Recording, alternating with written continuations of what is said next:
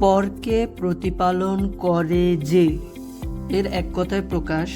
এই প্রশ্নটি দুদকের উপসহকারী পরিচালক এবং কোর্ট পরিদর্শক পরীক্ষায় এসেছে।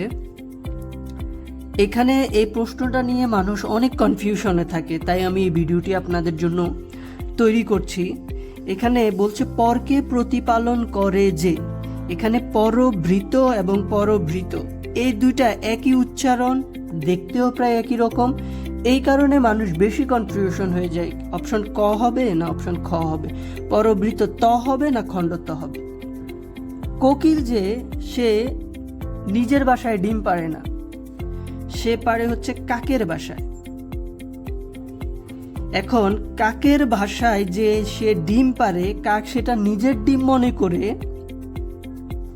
সেই ডিমটাকে ফোটায়, সেখান থেকে বাচ্চা জন্মগ্রহণ করে এবং সেই বাচ্চাদেরকে সে লালন পালন করে, প্রতিপালন করে। এই কারণে কাক হচ্ছে পরভৃত। এই যে খণ্ড যে ত, সেটি হচ্ছে কাক। আর যে অন্যের কাছে আশ্রিত বা পালিত হয় সেটা হচ্ছে কোকিল। সেই কোকিল হচ্ছে পরভৃত ত, যেটা অর্থাৎ ত এবং খণ্ড ত একে অপরের সম্পূর্ণ বিপরীত। ব্যাপারটা বুঝুন, ত এবং খণ্ড ত একে অপরের বিপরীত। খণ্ড ত হচ্ছে কাক, এটি হচ্ছে কাক। কাক কি করে? কাকে অন্যকে প্রতিপালন করে, পরকে প্রতিপালন করে। আর পরভৃত ত হচ্ছে কোকিল।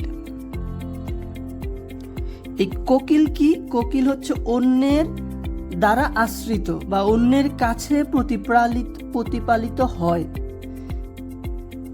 আশা করি এই ভিডিওটির মাধ্যমে এই ছোট কনফিউশন বিষয়টা আপনারা বুঝতে পেরেছেন।